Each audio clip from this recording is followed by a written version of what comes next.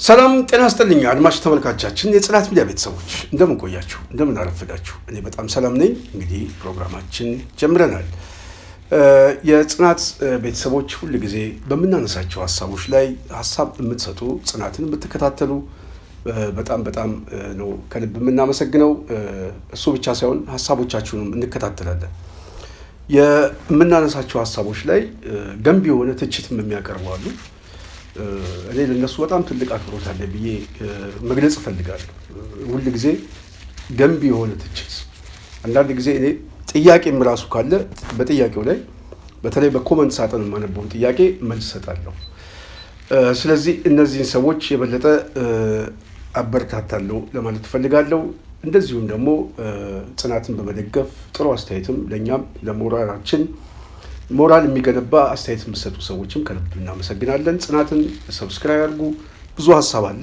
ሐሳቦችን እናካፍላችኋለን እንወያያለን እንማማራለን ብዬ አስባለሁ ጽናት ሚዲያንም ደግፉ ሰዎች የጽናት ቤተሰብ በመሆን እየተቀላቀላችሁ ጽናትን በደግፉ በዋናነት እኛ ትግላችን ላይ መሰረት ያደረገ ውግናችን ህዝባችን ላይ ዋነኛ ዓላማችን ነፃነታችን ላይ ህዝባችን ላይ የምናደርግበት የሚዲያ ፕላትፎርም ነው ስለዚህ ሐሳባችን በነፃነት የምንገልጽበት ልሳን ስለሆነ ይሄ ልሳን በዋናነት የህዝብ ልሳን ነው ብዬ ነው ሁሉ ጊዜ የምገልጸው ስለዚህ ጽናትን ደግፉ እላለሁ ይሄንን ካልኩ በቀጥታ ወደ ዋና ፕሮግራማችን ልግባ ዛሬ በጣም ደስ የሚል አንድ ዜና አለ ዜናውም የአዲሱ ድርጅት ተቀዳሚ ምክትል አርበኛ መከታው የገለጸው አገላለጽ በአንከር ሚዲያ ላይ ሐሳቦቹን ሰምቻለሁ እኔ በጣም ነው ያደነኩት በጣም አንድ ህዝባዊ ውግንናን መሰረት ያደረገ በተለይ ደግሞ ሰራዊቱን ህዝቡን ደጋፊውን በምን አይነት የቃላት ቶን መግለጽ እንዳለበት የሚገባው ሊደር የሰጠው ቃለ መልስ ነው በጣም የገረመኝ 18 ደቂቃ በ18 ደቂቃ ውስጥ ግን እኔ እሱ የተናገረውን ፐርፌክት የሆነ አገላለጽ መግለጽ አልችልም ግለጸው ብትለኝ አልገልጸውም ስለዚህ መከታው መሪ ነው ስላችሁ እኔ ደረቴን ነፍቼ በቃ የምተማመንበት ሰው ነው የዚህ ድርጅት መሪያችን ነው የድርጅቱ ህልውናችን በዚህ ድርጅት ይጠበቃል ብለን ስናስብ መከታው በገለጸበት ወይም መከታው ባለው ቁመና የተመሰረተ እምነት ስላለኝ ነው ስለዚህ አንድነቱን ስንወተውት የነበረን ሰዎች በሙሉ ከመከታው የሰማናቸው ነገሮች በሙሉ ትክክለኛ መስመር ይዘን ስንወተውት ለነበረን ሰዎች ፐርፌክት መልስ ተመልሶልናል መከታው በንግግሩ በጣም ብዙ ምልከታዎችን በ18 ደቂቃ ቢገልጽም ከነዚህ ውስጥ ዋናዎቹን ወደ እናንተ ሐሳቡን እወያይበታል አመሰግናለሁ እንግዲህ ያው ይታወቃል የአማራ ፋኖ ለብዙ ወራቶችን ያደረግንበት ሁኔታ አለ ይሄንን አንድነት ለማምጣት ከዚህም አለፍ ብሎ በዚህ 3 እና 2 አመታት ውስጥ በሁለት ጎራ ሆነን ስንታገል ቆይተናል ይሄም ሁለት አይነት አደረጃጀት ያው ብዙ ጣውረዶችን አስከፍሎናል ነገር ግን የአማራን ህዝብ በአጭር ጊዜ የነበረውን አደጋና ያለበትን የህልውና ችግር ለመቅረፍ አንድ አማራዊና አንድ ድርጅት ፈጥረን አሁን ካለበት መከራ ለማውጣት በቅንነትና በመመካከር በጥቅሉ ያለንን የአንድነት ፍላጎት ሁላችንም ራሳችንን አሸንፈን የህዝባችንንና የሰራዊታችንን ስነልቦና በመረዳት እንዲሁም እዚህ መከራ ውስጥ የገባውን የአማራን ህዝብ ጭቆናና ግፍ እየተፈጸመበት ያለውን የአማራን ህዝብ በአጭር ጊዜ ካላው ላይ ለማላቀቅ ሁላችንም ራሳችንን ዝቅ አድርገን ቅድሚያ ለትግሉ ቅድሚያ ለህዝብ በመስጠት ህዝባችንም ሰራዊታችንም ሲጠይቀው የነበረው ያለውን አንድነት ለማምጣት እንዳልኩት በቅንነት በፍቅር ሁላችንንም ያለውን መተቻቸት ትተን ወንድማማችነትን አስቀድመን የአማራ ፋኖ ብሔራዊ ንቅናቄ ጥር 9 ለህዝባችን ለሰራዊታችን ለመላው ለአማራ ህዝብ ለዓለም አቀፉ ማህበረሰብ ለህዝባችን ደጋፊ ይፋ አድርገናል ማለት ነው። በዚህ ሂደት ውስጥ ያው ብዙ ነገሮች ይኖራሉ። ምክንያቱም ተቋም እንደዚህ ዝም ብሎ የሚፈጠር አይደለም። ድርጅት ዝም ብሎ በአንድ ቀን የሚፈጠር አይደለም። ብዙ ጣውረዶች አሉት። ይሄንን ሁላ በውስጥ ያለንን ችግር ሙሉ በሙሉ በመፍታት አንድ ልብ በአንድ ሳምባ ተንፈሰን ይሄንን ትግል ለህዝባችን ይኸው ይፋ አድርገናል ማለት ነው። አርበኛ መከታው ወደ ኋላ መለስ ብሎ ሲታሰብ የተከፈለው መስዋዕትነት በግራ በቀኝ የአማራ ህዝብም እናንተም የድርጅት አመራሮችን በተለያየ መልኩ ያጣችሁበት የአማራ ህዝብ ዋጋ ከፍሎ በመጨረሻም እውን ሆኗል። እንደው ወደ ኋላ መለስ ሲባል ይሄ ቀን መርፈዱና ዋጋ ማስከፈሉን ስታስቡት ምን አይነት ስሜት ይሰጣችኋል? ይሄን ጊዜ ያህል መፍጀት ነበረበት ወይ? እንግዲህ ይታወቃል የአማራ ህዝብ በዚህ በ50 ምናምን ዓመት ውስጥ አንድ ድርጅት እንዳይኖረው አንድ ተቋም እንዳይኖረው የአማራ ህዝብ ተበታትኖ እንዲቀርና እንዲሁም እንደ ባዕድና እንደ መጤ እንዲታይ ተደርጓል። በዚህ 50 ምናምን ዓመት ውስጥ ማለት ነው። የዚህን የ50 ምናምን ዓመት ሴራ በጣጥሶ በዚህ 2 ዓመትና 3 ዓመት ውስጥ አንድ ድርጅት መፍጠር ማለት ቀላል ነገር አይደለም። አማራ ሲባል ትልቅ ህዝብ ነው፣ ህግ አክባሪ ነው። አማራ እንግዲህ ታሪኩ ብዙ መዘርዘር ይቻላል። አንዳንድ የነበሩ የልዩነት መንገዶች መፈጠር የለባቸው ነበር። እነኚህ ሙሉ በሙሉ እናምናለን። ነገር ግን ከሴራው አገዛዙም እንዲሁም ደግሞ አማራ መስለው በስምም በመናገርም የአማራን ቋንቋ በማወቅ ሁሉ ነገር አማራ ሊመስሉ ይችላሉ። በብዙ የተተበተበን ሴራ በጣጥሰን ነው በዚህ 2 ዓመት ውስጥ ያመጣ ነው ማለት ነው። ይህ ሲባል በቀላል የሚመጣ አይደለም። ብዙ መስዋዕትነትን አስከፍሏል። ብዙ ነገሮችን አሳጥቶናል። ይህም እንዳለ ሆኖ ግን ከነበረበት የአማራ መከራና የአማራ ሲቃይ ከነበረበት ሴራና ትብትቦችን እንደ ሸረሪት ድር በየዙሪያው በየውስጡ ብዙ ያደሩ ሴራዎች ነበሩ። እነኛን በጣጥሶ መምጣት ቀላል አይደለም። ነገር ግን እንደ ህዝብ እንደ ታሪክም እንዳልኩት የአማራ ህዝብ ብዙ ዘመናትን ሲያስተዳድርና ህዝብን መልካስ ይዞ ሀገር ሰርቶ ከተማ ቆርቆሮ የነበረ ቢሆንም ከዚህ ከትልቅ ህዝብ ይሄንን ሁኔታዎች ማሳለፍ የለብንም ነበረ። ነገር ግን አሁን የሆነው ሆኖ በአጭር ጊዜ መሳካቱ አሁንም ከምንም በላይ ደስታ ነው ብዬ ነው ማምነው። እኔ ወደፊት ያለውን ነገር ብዙ ዋጋ ብዙ ነገሮችን እንተብለናል። አሁን የምንክሰውና ይሄንን በአጭር ጊዜ እስካሁን ወደ ኋላ መለስ ብለን የምናያቸውና ብዙ ነገሮች ያጣናቸውን በአጭር ጊዜ ለመካስ ነው አሁን መጣር ያለብን ብዬ ነው ማስበው። እንግዲህ የህዝቡን ስሜት የሰራዊቱንስ አቀባበል እንዴት አያችሁት? አንድም ግፊት የነበረው ከህዝቡ ነው፣ ሌላው ደግሞ ከራሳችሁ ሰራዊት ጭምር አንድንውን እያሏችሁ ጫና ይፈጥሩባችሁ እንደነበረ እንከታተላለን። የህዝቡና ሰራዊቱን ስሜት እንዴት መግለጽ ይቻላል በዚህ በአንድነቱ ምስረታ? እውነት ለመናገር ሁላችንም ውስጣችን ያለው ስሜት ያለው ደስታ እንዳለው ሆኖ ግን የህዝቡንና የሰራዊቱን ደስታና ፍላጎት ደግሞ ስንመለከት ያው የሚያስለቅስ ነው። እውነት ለመናገር የሚያስለቅስ ነው። እኔ በግሌ እንደ አንድ ግለሰብ ደስታውንና ስሜቱን አንድነቱ በተበሰረበት ሰዓት በየሁሉም ያለውን ቀጣና ስሜት ሳዳምጥ ያስለቅሳል። እውነት ለመናገር ተሸክሞናል ማለት ይቻላል። በቃ ህዝቡም ሰራዊቱም ተሸክሞን እዚህ እንዳደረሰን ነው የተሰማኝ በጥቅሉና እንግዲህ ይሄ ትግል የመከታ ወይም የሌላ የከበደ ያበበ ትግል አይደለም። የህዝብ ትግል ነው። የህዝብ ትግል ነው። ህዝባዊ ነው ትግሉ። እንደ ህዝብ ነው እየተጨፈጨፍን ያለ ነው። እንደ ህዝብ እንድንጠፋ ተፈርዶብናልና በጥቅሉ የህዝብ ትግል በመሆኑ ህዝቡ ደግሞ ይሄንን ሲያገኝ ይሄንን ሲጠይቅ የነበረውን አንድ ሆኖ ሲል የነበረውን አንድነት በዚህ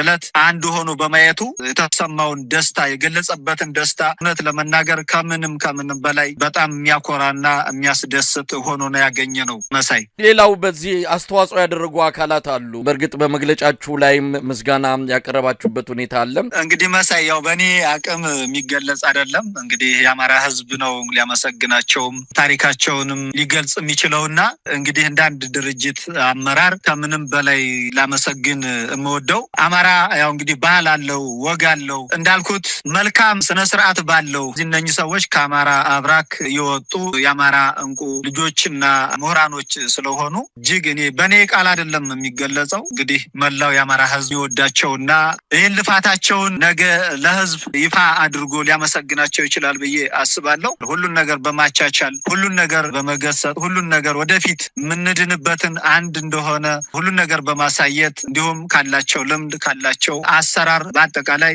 ይሄንን አንድነት ከኛ ጎንና ግንባር ቀደም ሆነው ይሄንን አንድነት ወጥተው ወርደው እውነት ለመናገር በሌሊትም በቀንም ይሄን አንድነት ለማምጣት እንቅልፋቸውንም ማተው ስራቸው ሁሉ ነገር ትተው ነው ከኛ ጋራ በዚህ ወራት ውስጥ ባጭር ጊዜ ለህዝባችን ብስራት ለማሰማት የወጡትና የወረዱት ለማለት ነው። እኔ እንግዲህ በድርጅታችንም በሰራዊታችንም በህዝባችንም ስም ላደረጉት አስተዋጽኦ እጅግ በጣም በህዝባችን ስም ነው እኔ ምስጋና ማቀርበው። መሳይ አርበኛ መከታው እንግዲህ የስልጣን ክፍፍል ተደርጎ ሁሉ ነገር ተጠናቆ አንዳንድ ሌሎች ስራዎችን እየሰራችሁ እንዳለ መረጃውን ሰምቻለሁ። ለማንኛውም የአማራ ህዝብ አንድነታችሁን ሲጠብቅ ነበር። አንድነቱ መጣ። እንደው ምን አይነት የአንድነት ድርጅት ነው አሁን የአማራ ህዝብ ያገኘው? ይሄ አዲሱ ብሔራዊ ንቅናቄን ስትገልጸው ምን አይነት ነው? ከትግልም ከተለያዩ ነገሮች አንፃር ይሄንን ድርጅት እንዴት ትገልጸዋለህ? እንግዲህ ይህን ድርጅት ልገልጽበት የምችለው የአማራ ህዝብ ለረጅም ጊዜ ተበታትኖና ተነጣጥሎ በተናጠል እየተገደለና እየተጨፈጨፈ ሰሚ የለውም ነበር። አንድ ጊዜ ሆነ ሚዲያ ላይ ወጥቼ አማራ አባት የለውም ብያለሁ እና አሁንም ይሄ ድርጅት ለአማራ ህዝብ ጥላ ከለላ መዳኛ ሆኖ ወደፊት እንደ ህዝብ የሚኖርበትና እንደ ህዝብ ነጻነቱን አግኝቶ እንደ ህዝብ ሰርቶ የሚንቀሳቀስበት የአማራን ህዝብ ያቀፈ አማራን እንግዲህ ሊያሳድድና ሊገል ያሰበ አካል ሁሉ በዚህ ተቋም እንደሚዳኝ ነውና ይሄ ተቋም እንዳልኩት ለብዙ አመታት ያጣውን ነው የተወለደው ብዬ ነው ማስበው። ይሄ ድርጅት ዝም ብሎ የመጣም አይደለም፣ በደምና በአጥንት የተገነባ ተቋምና ድርጅት ነው። ይህ ደግሞ በአጠቃላይ የአማራን ህዝብ ያቀፈ እንዲሁም ቤቱን ሰርቶ ለሚኖርበት ሀገር በነጻነት የሚንቀሳቀስበት ተቋም እንደተወለደ እንደተፈጠረ ነው ይህን ተቋም የምገልጸው። እንግዲህ ለዚህ ንቅናቄ ምስረታ የአማራ ፋኖ አመራሮች ከሁሉም አቅጣጫ ያደረጉትን አስተዋጽኦ ከተመሰረተም በኋላ የሰጡትን መግለጫዎች ተመልክተናል።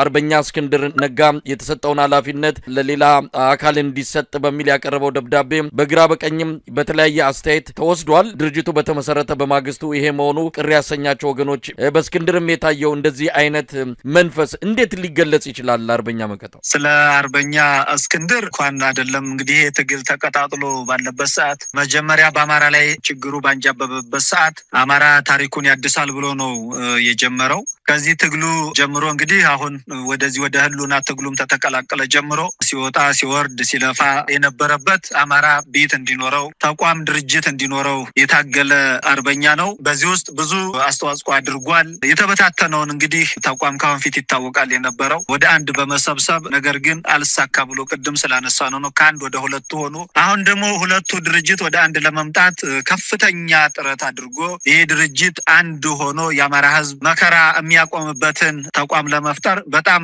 ከሁላችንም በላይ ነው የምለው ከሁላችንም በላይ አስተዋጽኦ አድርጓል። ምክንያቱም እንደሚታወቀው ያው የአፋድ ሊቀመንበር ወይም ሰብሳቢ ነበረና ይህ ደግሞ ሁላችንንም ወደዚህ ፊታችንን አዙረን ለዚህ ስራ ባጋው ለተቀም ብለን ሰርተን በአጭር ጊዜውን እንዲሆን የበኩሉን ለቴክኒካል ኮሚቴውም ሐሳቡን በማቅረብ መታ ያለብንን ነገሮች ሁላ እንድንተው አድርጎ ለዚህ ድርጅት በጣም ከፍተኛ አስተዋጽኦ አድርጓል ማለት ነው። ይሄ ተቋም ከተፈጠረ በኋላ ሁሉም ወደ አንድ ከመጣ በኋላ ወደ ፖሊት ቢሮ ያው የፖሊት ቢሮ ነው መጀመሪያ እንዲቋቋም እንትን ያለው ይሄ ትግል አንድ ሆኖ ማየት ብቻ ነው የምፈልገው። ይሄ ድርጅት አንድ ተቋም አንድ መርህ ፈጥሮ በአንድ መታገሉን ነው የምፈልገውና ስለዚህ ወደ ፖሊት ቢሮ ባልገባ ምንም አይነት ችግር የለም። በየትኛውም መንገድ በየትኛውም ሁኔታ ይሄንን ተቋም ላገለግል እኔ ፍቃደኛ ነኝ። ምክንያቱም እንዲፈጠር ይሄ ድርጅትም እንዲመጣ ትልቅ ድርሻም በመስጠቱ አሁንም ድርጅቴ ነው ተቋሜ ነው። ነገር ግን እንደ አንድ ግለሰብ የሚችለውንና ባለው ሁኔታ መስራት ደግሞ ይሄ ያው የግለሰብ ሁኔታ ነው የሚሆነው ምንም አይደለም። ስለዚህ ወደዚህ ወደ ፖሊት ቢሮ እንዲገባ ቀድሞውንም በእኛ ጫና ነበረ። ነገር ግን በሱ በኩል ፖሊት ቢሮ አመራርነትን የላሆኑ ለኔ ምንም አይሰራም። በቃ አመራርነቱ ምንም አይደለም። ዋናው ስራውን በየትኛውም ቦታ ሆነን ሰርተን ተቋሙን ተቋም ማድረግ ነውና የሚጠበቅብን በሚል አመራርነቱን ፍላጎት እንደሌለው ለኛም መሆን የለበትም ግን ብዙ የሚመሩም አሉና እነኚህ ሰዎች ተካተው ይቀጥሉ በሚል ሐሳብ ሰጥቶን ነበረ። በእኛ በኩል ካለው ችሎታ ካለው የፖለቲካ ለብዙ ዘመናት እንግዲህ ይታወቃል ለብዙ ዓመታት ትግሎችን አድርጓል። ብዙ ልምድ አለውና ከልምዱ አንፃር እንዲያግዘን እንዲያጠናክረን በሚል ጫና አድርገንበት ነበረ።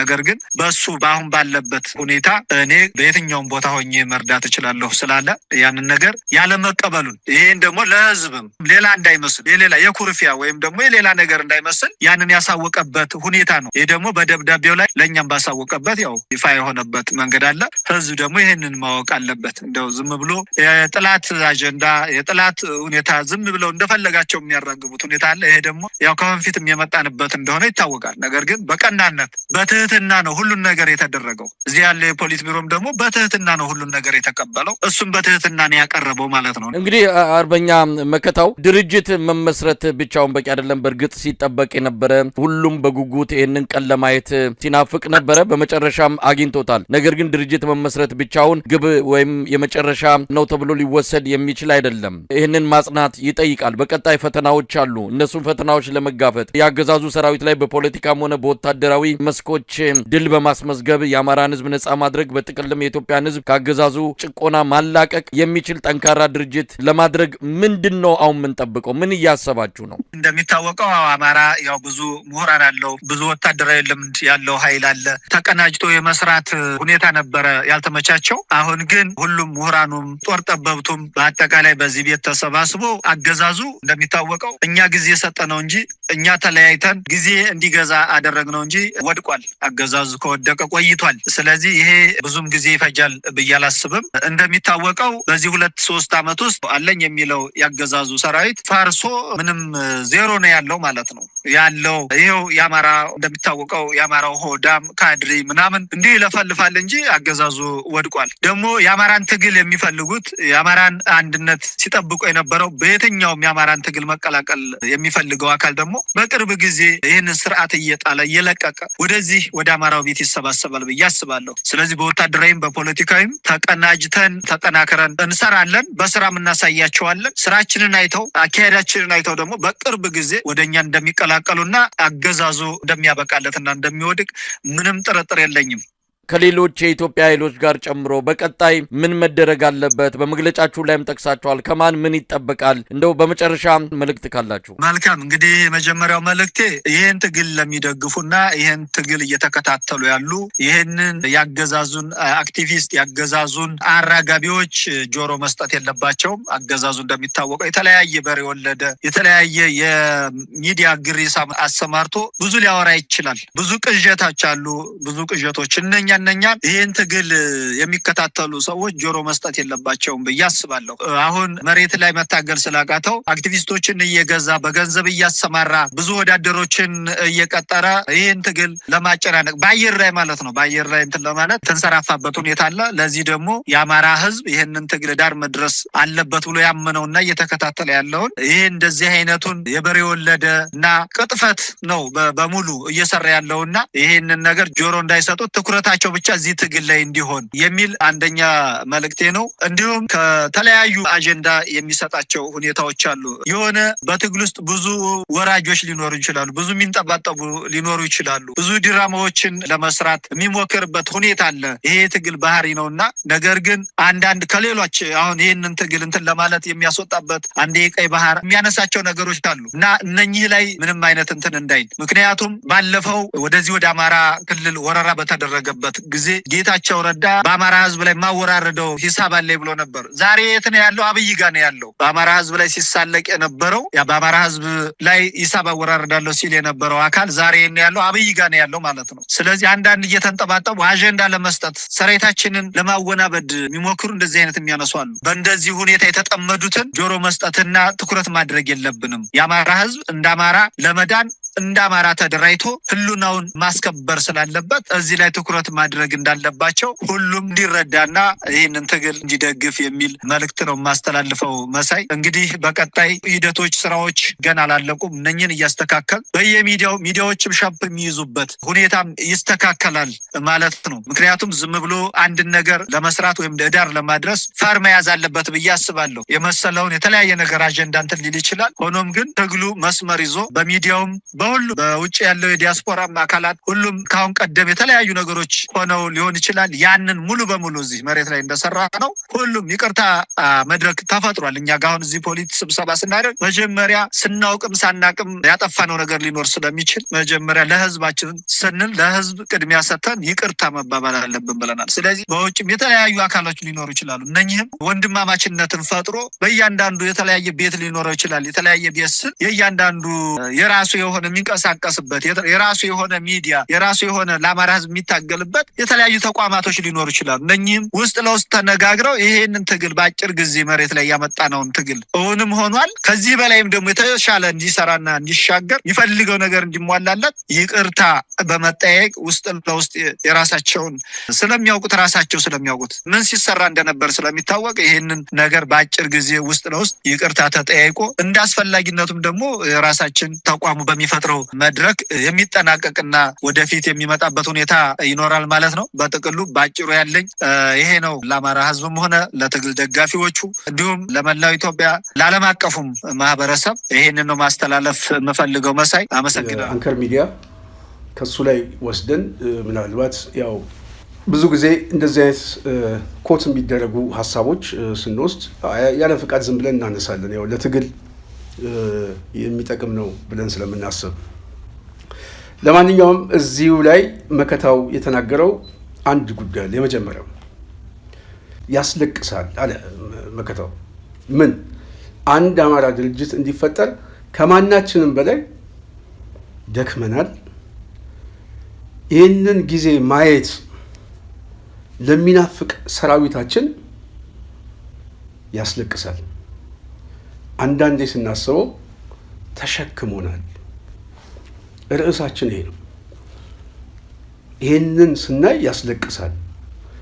እንደውም ስናስበው መዘግየቱን ነው መከታው የሚናገረው።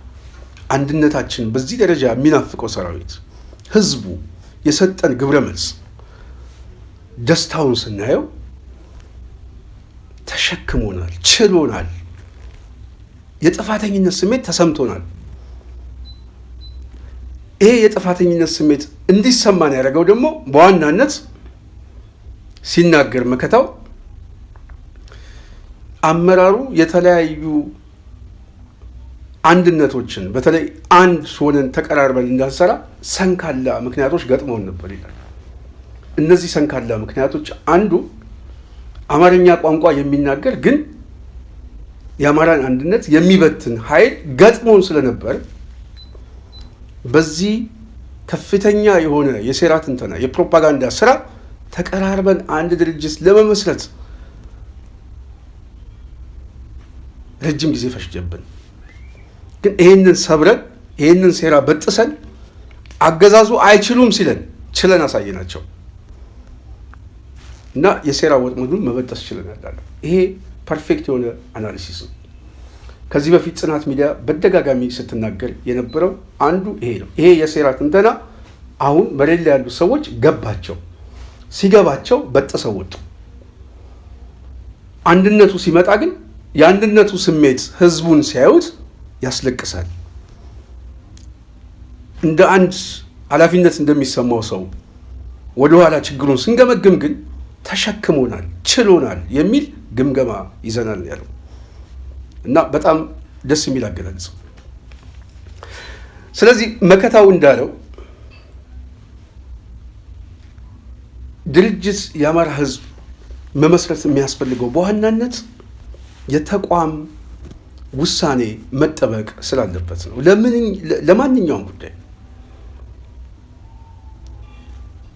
የተቋም ውሳኔ ሲጠበቅ የተቋም አሰራር እየተለማመድን እንመጣለን። በድርጅት ውስጥ የተሰባሰበ ድርጅት ማለት ተቋም ማለት ሁሉም ሰው ተመሳሳይ የሆነ ልክ የሳሙና ቅርጽ ያለን አስተሳሰብ አይደለም። የፍላጎት አስተሳሰብ አለ። እንደዚሁም የአመራር ፍላጎቶች አሉ፣ የአጀንዳ ፍላጎቶች አሉ፣ የተለያየ ፍላጎቶች አሉ፣ የኃይል አሰላለፍ ፍላጎቶች አሉ። ይሄ የሚሆነው ግን በድርጅት ውስጥ ነው። ይህንን የምናስፈጽምበት መሳሪያ ነው የተስማማ ነው። የጽናት ሚዲያ ቤተሰብ ስለዚህ ተቋም ያስፈልገናል የምንለው ለተለያዩ ፍላጎታችን የምናስታርቅበት ህጋዊ ስምምነት የስምምነታችን የሚለየን ተቋማዊ ብያኔ ስለሆነ ነው። ለምሳሌ 50 የምክር ቤት አባል ቢኖሩ 30 ሰዎች አንድ ሰብሳቢ ሊመርጡ ይችላሉ። 20 ሰዎች ደግሞ ያንን ሰብሳቢ አንመርጥም ሌላ ሰው እንመርጣለን ብሎ ሊያስቡ ይችላሉ። ይሄ የሐሳብ ክርክር ነው፣ የመመዘኛ ጉዳይ ነው፣ የትንተና አድማስ ነው። ይሄ ሐሳብ ግን 50ዎቹም ሊያስታርቁበት የሚችለው ማጆሪቲ ቮት ነው፣ አብዛኛውን ድምፅ የሚወክል ነው። ይሄ አብዛኛው ድምፅ የሚወክል የተቋም አሰራር ይሆናል፣ ዲሞክራሲያዊ አሰራር ይሆናል። ይሄ አሰራር ደግሞ ተቋማዊ ስትራክቸር ሲሆን ያልተስማሙት ሰዎች ያኮረፉት ሰዎችም ኩርፊያ አይደለም፣ በዋናነት ያልተስማሙት ሰዎች ድርጅቱ በበላይነት ያስወሰነውን ብያኔ የሰጠበትን አጀንዳ የማስፈጸም ግዴታ አለባቸው፣ የመቀበል ግዴታ አለባቸው ማለት ነው። ስለዚህ ተቋም የሚያስፈልገን ለተለያየ ፍላጎታችን ሊያስታርቀን የሚችል የህግ የበላይነት ማለት ነው፣ ሌላ አይደለም። ሳይንሳዊ የተቋም ብያኔዎች ይሄ ነው አንዱ። ስለዚህ መከታው ይሄንን ኃይል እንዳንፈጠር በከፍተኛ ደረጃ ጫና ተቋቁመናል ያለው ትክክል ነው። ግን ጫናው ፖለቲካዊ ጫና፣ ይሄ ጫና ካገዛዙ የሚመጣ ጫና ነው። ይሄ ጫና ደግሞ ካገዛዙ ውጪም የሚመጣ ጫና ነው። በነገራችን ላይ የብልጽግና ጫና ብቻ አድርጋችሁ የምታዩ ሰዎች በጣም ስህተት ነው። ፖለቲካሊ ማለት ነው። ጫናው 3-4 አይነት ጫናዎች አሉ። አማራው ከተሰባሰበ የኃይል ሚዛኑ አደገኛ ሊሆን ይችላል ብሎ የሚያስብ የውስጥም ውጫዊም ኃይል ጫና ይኖረዋል። የብዙ አይነት ጫናዎች አሉ። አማራው ወደ ስልጣን ሊመጣ አይገባም ብሎ የሚያስብ ያገዛዙ ፍላጎት አለ። ውጫዊና ውስጣዊ ኃይሎችም አሉ። ስለዚህ አማራው ላይ ከፍተኛ ጫና የሚመጣበት ይሄ ነው።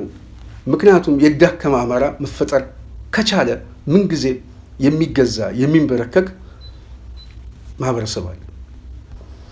ይሄንን ተቋቁመን አንድነቱን አምጥተናል። በዚህም ተሸክሞን የነበረው ሰራዊታችን ደስታውን ገለጸ ሲል ደስታው የመጣው አንዱ ከአንድነቱ ማትረፍ ስለሚችል ነው። አንድነቱ ዋናው የሚያስፈልገንም ለዚህ ነው። ጠላትን ለማሸነፍ አንድነቱ ቁልፍ መሳሪያ። ስለዚህ አንድነቱ ሲመጣ ጽናት ሚዲያ በተደጋጋሚ ጊዜ ብዙ ሚዲያዎች የሚገልጹት ነው፣ ግን እኛም አብዝተን ስንገልጽ የነበረው 3 መሰረታዊ ጉዳዮች ይታጠፋሉ። የኃይል አሰላለፉ ይታጠፋል። 3 በጣም መሰረታዊ የአሰላለፍ ጉዳይ። የመጀመሪያው የአሰላለፍ ጉዳይ የአማራ የፖለቲካ ኃይል የአሸናፊነት ብያኔውን ፖለቲካዊ ውሳኔ ነው የሚወስነው። አማራው ተሰባሰበ ሲባል አማራ የሆነው ህዝብ ብቻ ሳይሆን ደስ የሚለው ከአማራ ውጪም ይሄንን ስርዓት ተሸንፎ ወድቆ ማየት የሚፈልገው የሌላው የብሔር ተወላጅም ልሂቃንም በፍላጎት ደረጃ በሞራል ደረጃ ትልቅ የሆነ ፖለቲካዊ መነቃቃት ውስጥ ተከቷላቸው። ይሄ አልተፈጠረም? ተፈጥሯል። የት? በተለያዩ አካባቢ ይሄ ደስታ በነገራችን ላይ ቅርብ ጊዜ አዲስ አበባ ላይ ተሰሙታላችሁ። አዲስ አበባ ላይ አንድ ትልቅ የሚያነቃቃ ነገር እየመጣ እንደሆነ ልነግራችሁ እወዳለሁ። ስለዚህ ትልቅ ድሎች እየመጡ ነው። እሱ ብቻ አይደለም። በተለያዩ የሀገሪቱ ክፍል ውስጥ ያለ የማህበረሰብ ክፍል በሶሻል ሚዲያ በቲክቶክ ላይ የሚሰጠው ግብረ መልስን ማየት በቂ ነው። በቃ አማራው እየተሰባሰበ ነው፣ እየመጣ ነው፣ አንድ እየሆነ ነው የሚለው ከፍተኛ የሆነ የሞራል የበላይነት የሚወስድ ነው። ይሄ አንዱ የፖለቲካ ብያኔ ነው። ሁለተኛው የአላያንስ ትብብር ያመጣል፣ ወዳጅነት ይፈጥራል። የጋራ ጠላት አለን እና አብረን እንታገል የሚል ጥያቄዎች ይመጣሉ። እነዚህ ጥያቄዎች በዋናነት ይሄ ፖለቲካዊ ውሳኔ ከተወሰነ በኋላ አንድነቱ ከመጣ በኋላ ምን ሰማን? ጋምቤላ አካባቢ ያለ ነፃ አውጪ ደብዳቤ እንደጻፈ የአዲሱ የድርጅት አመራር የህዝብ ግንኙነት ክፍልም ገልጾታል። ስለዚህ ትብብሮች እየመጡ ነው። ከሌላም አካባቢ ትብብሮች ይመጣሉ። አብረን እንስራ፣ አብረን እንታገል የሚል ይመጣል። ይሄ ከራስ ቁመና የሚመጣ ነው። ከዚህ በፊት ደጋግሜ የምገልጸው ይሄ አማራው ተነጣይ በሆነ አሊያንስ ትብብር መፍጠር አይችልም። ትብብር ሊፈጠር የሚችለው በአንድነት ውስጥ ነው። ምክንያቱም አንድነቱ ሲመጣ ሌሎቹ ለራሳቸው ጥቅም ሲሉ የአማራውን የኃይል አሰላለፍ መቀላቀል ግዴታ ይሆናል። ውዴታ ሳይሆን ግዴታ ነው የሚሆነው። ግዴታ ደግሞ ሲሆን ጠያቂ ሳይሆን ተጠያቂ ነው የሚሆነው። ለዚህ ነው አብረን መስራት አለብን የሚል ተጠየቀ። በደብዳቤ ነው የተጠየቀው። ገና ሌሎችም ይመጣሉ። ስለዚህ የጠላት አሰላለፍ አማራው የተለያዩ የኃይል አሰላለፎችን የሚይዝበት አንዱ ፖለቲካዊ ብልጫ ነው። ሁለተኛው ፖለቲካዊ ብልጫ ነው። ሶስተኛው ፖለቲካዊ ብልጫ ግን ያገዛዙን ቁመና የሚያፈራርሰው። ለምሳሌ የጸጥታ መዋቅሩን የሚያፈራርሰው የተሰላቸው በየቦታው በግዳጅ በአፈሳ በምን የሚመጣ ሁሉ አማራው አንድ እየሆነ ሲመጣ ወደዚህ ስብስብ ውስጥ ገብተን ብንታገል ውጤቱ እኛን ይክሰናል ብለው ነው የሚያስቡት። ለአብይ ሰራዊት ሆነው አማራ ክልል ገብቶ ከሚሞት ይልቅ ቢሞት ትርጉም የለውም። ለእናቱ ለቤተሰቦቹ መርዶ እንኳን አይነገረውም። ከአማራው ጋር ተቀላቅሎ የህይወት መስዋዕትነት ቢከፍል በውጤት ደረጃ አማራው ሳያሸንፍ ይሄ ሰራዊት ነገ ጠዋት ተቋሙን የሚያስተዳድረው ከፍተኛ ማዕረግ ያለው ራሱን ነፃ የሚያወጣ ኃይል ነው የሚሆነው። ስለዚህ ተርፍ አለው ወደዚህ መምጣት። ይሄ አልታየም። ሰሞኑን የሰማችሁት ያገዛዙ ኃይል እየፈራረሰ ነው። ሚሊሻው በተለይ ብልጽግና የብአዴን ሚሊሻ በደስታ የተለያዩ አካባቢ እንደውም ቶክስ ተኩስ የነበረው ሚሊሻው ነው ሲባል ተሰምቷል። ይሄ ከፍተኛ የሆነ ብልጫ ማሳያ። ሌላው አራተኛው ግን ልናስቀምጠው የሚገባው 5-6 እያለ መጥቀስ እንችላለን። ሶስቱን ላስቀምጥ ብዬ ነው። ቀጠናዊ አሰላለፉ ላይ ጉልበት የመኖር እድሉ በጣም ሰፊ ነው። ይሄ ስርዓት በዋናነት የኛም አደጋ ነው። በተለይ ለቀጠናው ሽብር የሚፈጥር ነውጠኛ ቡድን ነው የሚል ፈረጃም እና ብያኔ የተሰጣበት አገዛዝ ስለሆነ ይሄን አገዛዝ ለመጣል ሌሎች ኃይሎችም የዚህ ትብብር የዚህ አስተሳሰብ ገዢ ትርክት ሆኖ ሊመጣ ይችላል። ይሄ ደግሞ ሊፈጥረው የሚችለው የዲፕሎማሲው ጫና የምናምን። ከዛ በኋላ ግን ዋነኛውና መሰረታዊ ጉዳይ ግን የተበታተነውን የተለያየ የኃይል አሰላለፍ ውስጥ ያለውን የአማራ ኮሚኒቲ የሚሰበስበው ነው። ይሄ በጣም ስትራቴጂ ጉዳይ ደግሞ ይሄ የተበተነውን አማራ መሰብሰብ ቀላል ጉዳይ አይደለም። ስለዚህ መከታው የጠቀሰው እነዚህን ጉዳዮች ናቸው የጠቀሰው። አንድ ሰራዊቱ ደስታው ገልጿል፣ እንደውም ጥፋተኝነት ተሰምቶናል። ሁለት ህዝባችን በከፍተኛ ደረጃ አንገቱን ቀና የሚያደርግበት እድል ተፈጥሯል። ሶስተኛ የከፋፈሉን የሴራ ትንተናዎችን በጥሰን መውጣታችን በአጀንዳ ድርቀት እንዲመቱ አድርገናቸዋል።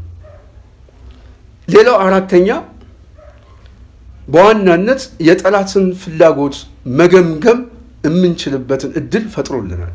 አማራው ሲሰባሰብ ከባድ የኃይል አሰላለፍ ይፈጠርብኛል ብሎ የሚሰጋበትን ምክንያት በቀላሉ መረዳት ችሏል። ሌላው ስድስተኛ አንድነቱ የተበታተነውን በተለያየ የድርጅትና የአስተሳሰብ ፍላጎት የተበታተነውን የአማራ ኮሚኒቲ ይሰበስብልናል። ለዚህም በይቅርታ በመቻቻል አብሮ በመዋሃድ ለአንድ ዓላማና ለአንድ ድርጅት መታገል አለብን የሚል መልእክት አስተላልፏል። ከዚህ ጋር በተገናኘ በእስክንድር ጉዳይም ሀሳብ ሰጥቷል። በተለይ አንድነቱ የበለጠ እንዲፈጠን ከሰሩ ሰዎች ውስጥ አንዱ ነበረ። ከኃላፊነት ጋር በተያያዘም መከታው የገለጸው ጥሩ ጉዳይ ገልጿል። እንደውም ቀድሞ አልፈልግም የሚል ድምዳሜ ላይ ደርሷል።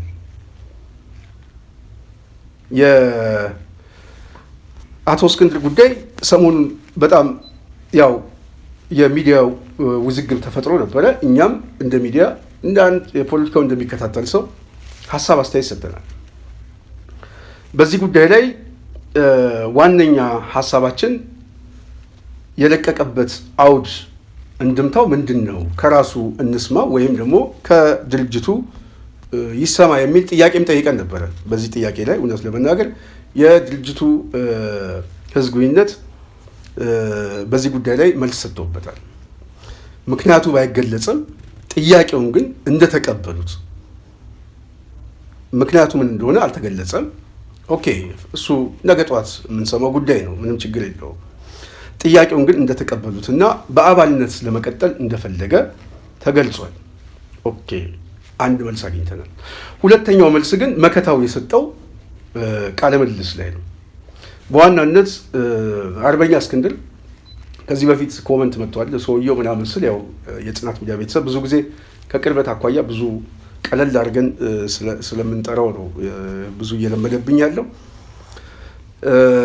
አርበኛ እስክንድር በሂደቱ ላይ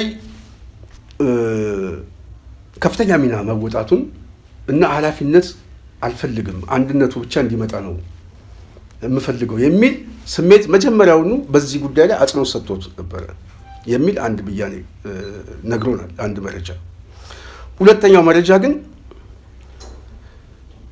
በተለይ ለአንድነቱ ያበረከተው አስተዋጽኦ ብቻ ሳይሆን በትግል ውስጥም የነበረው ሚና ገልጿል እና በትግል ውስጥ ያለው ሚና ሲገልጽ በጣም ፖዘቲቭ በሆነ መልኩ ገልጾታል። ይሄ ሁሉ አበርክቶ በዋናነት የፕሮፓጋንዳ ጫናው ያመጣብን ጠባሳ ነው እንጂ በራሱ የፈጠረው ችግር እንደሌለ መከታው ፍንጭ ሰጥቷል።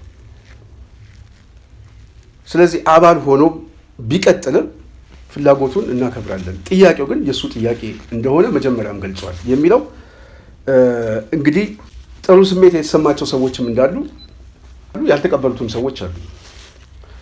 እኔ የግለሰብ ሀሳብ አከብራለሁ። የጽናት ሚዲያ ቤተሰብ የትኛውም ሰው ሀሳቡን በነፃነት መግለጽ ብቻ ሳይሆን ፍላጎቱ በተቋም ስትራክቸሩን በጠበቀ መልኩ ብያኔ እንዲሰጠው መጠየቅ አግባብነት አለው። ወደፊትም መለመድ አለበት ብዬ አስባለሁ። ይሄ ደግሞ የተቋም ሂደት ነው።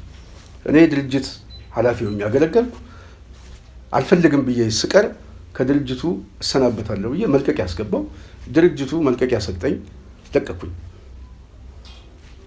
ከአባልነት አልለቅም፣ ከአመራርነት እለቃለሁ ማለት ይቻላል። ምክንያቱ ምን እንደሆነ ግን ባናቅም መብቱን ግን ማክበር የግድ ያስፈልጋል።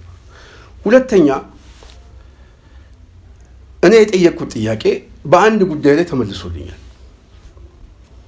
መጀመሪያም አልፈልግም ማለቱን ከተገለጸ ከሱ ጋር ተነጋግረው ነው ወይ ያንን ቦታ የመደቡት የሚለው በተወሰነ መልኩ ወደኋላ መመለስ አያስፈልግም። ግን መልስ ግን ያለው ጥያቄ ግን ከአንዳንድ የተለያዩ መረጃዎችን መረዳት ችያለሁ። ስለዚህ የእስክንድር ሀሳብ እንግዲህ መሬት ላይ ያሉት ሰዎች ተቀብለውታል። ይሄንን በሚዲያ አሳውቀዋል። መከታው በዚህ ጉዳይ ላይ ጥሩ የሆነ ሀሳቦችን አቅርበዋል። ከግለሰቡም የጀርባ ታሪክ ተነስቶ ስለዚህ ድርጅት ፈጥሮ ማየት በዋናነት ህልማችን ነበር። ህልማችን አሳክተናል። አሁን የሚቀረን ያሳካነውን ህልማችን መደገፍ ነው። ህልማችን በዋናነት አንድነቱን ማምጣት ብቻ አይደለም፣ አንድነቱን ማጽናት ነው። ህልማችን በዋናነት አንድነቱን ማጽናትን ብቻ አይደለም። በማጽናት አንቆምም። በጣም በአጭር ጊዜ ባጠረ መስዋዕትነት ማሸነፍ ነው። ስለዚህ ድርጅት ለማጽናት ከዚህ በኋላ የበኩላችንን ሚና እንወጣለን ስንል የእናንተን ያህል መሬት ላይ ያሉትን ሰዎች ያህል የህይወት መስዋዕትነት የሚያስከፍል ባይሆንም ግን ሙሉ የሆነ ጊዜያችንን ሰጠን በጣም በደስታ በትልቅ የኃላፊነት ስሜት ይሄንን የማጽናት ስራ እንደምንሰራ እኛ ቃል እንገባለን።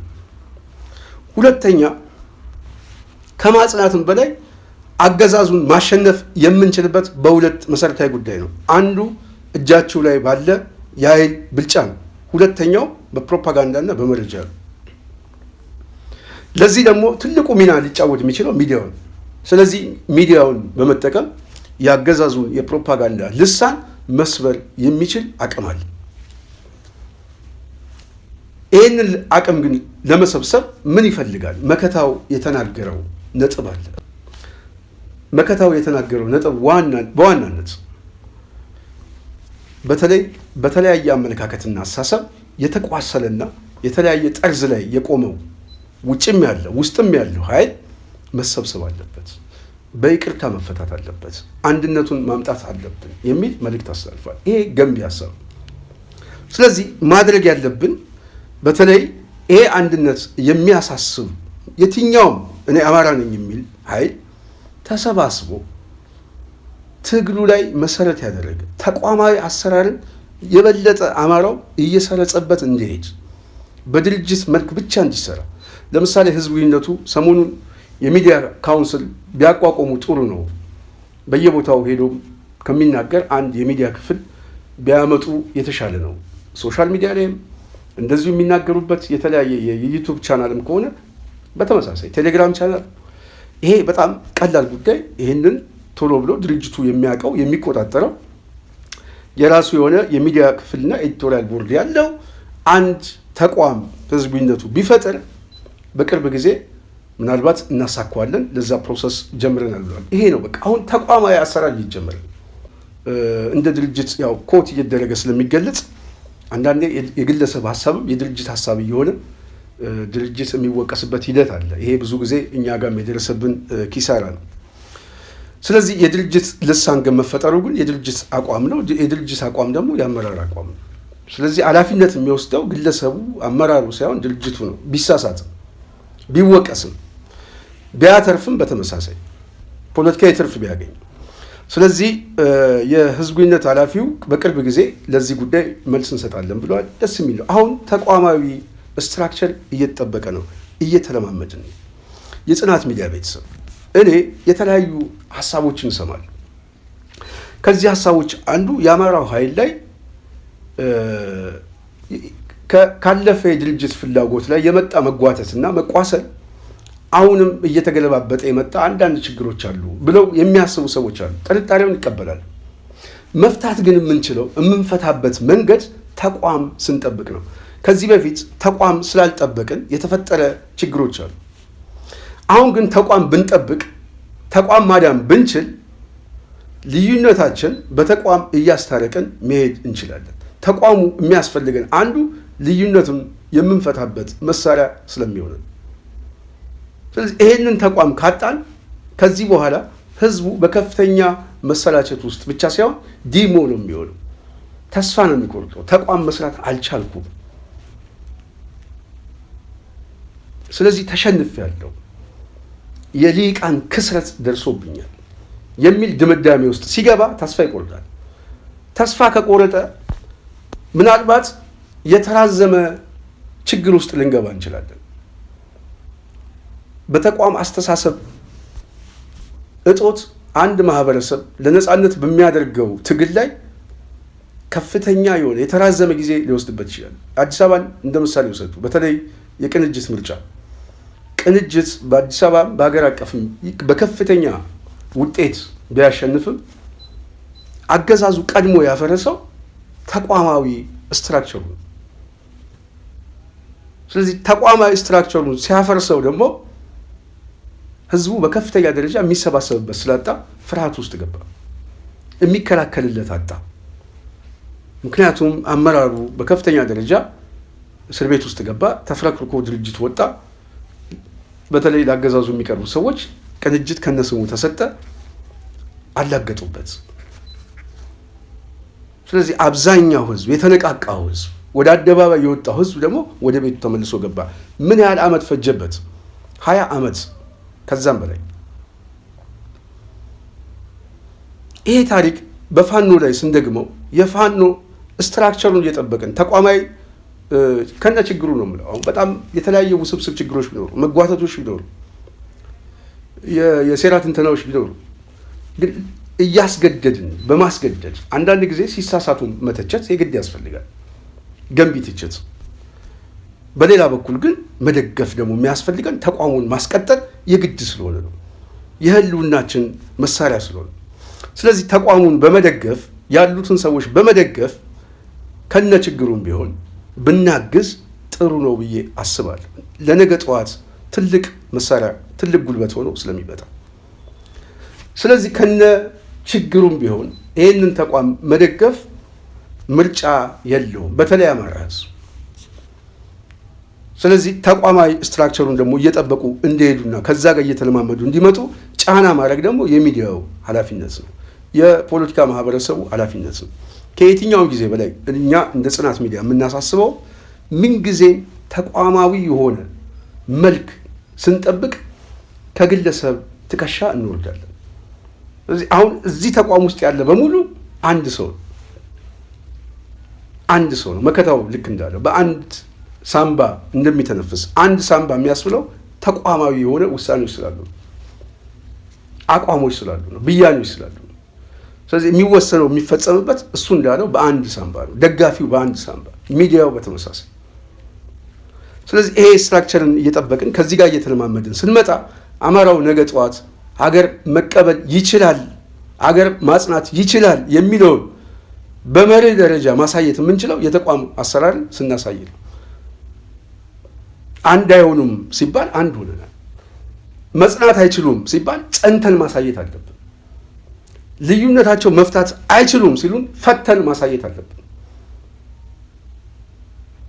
አገር መቀበል አይችሉም ሲሉ እንዴት መቀበል እንደሚችል በራሳችን ተቋም ማሳየት መቻል አለብን። ይሄ ደግሞ ከፍተኛ የሆነ ብልጫ፣ አቅም፣ የሌሎች ትብብር እንደዚሁም ደግሞ በዓለም አቀፉ ማህበረሰብ የምንታይበት መነጽር ጎላ ብሎ የሚመጣ ስለሆነ ትልቅ የሆነ ፖለቲካዊ ዋጋ አለው ተብሎ ይታሰባል። ስለዚህ የጽናት ሚዲያ ቤተሰብ ዛሬ በዋናነት ከመከታው ንግግር ጋር ያያያዝኩት ሀሳቦች ናቸው። እንግዲህ የመከታውን ንግግር የበለጠ ሰምታችሁ ሀሳባችን ላይ የራሳችሁን ሀሳብ እንድጨምሩበት እንፈልጋለን። ስለዚህ የጽናት ሚዲያ ቤተሰብ ስላዳመጣችሁን ከልብ እናመሰግናለን። በሚቀጥለው በሌላ አጀንዳ እስክንገናኝ የዛሬን በዚህ ያበቃለሁ። እኔ ፕሮግራሙን ያዘጋጀሁላችሁ ሙሉ ስንታየሁ ቸኮል ነኝ። ስለነበረ ቆይታ ከልብ እያመሰገንኩ ሰላም።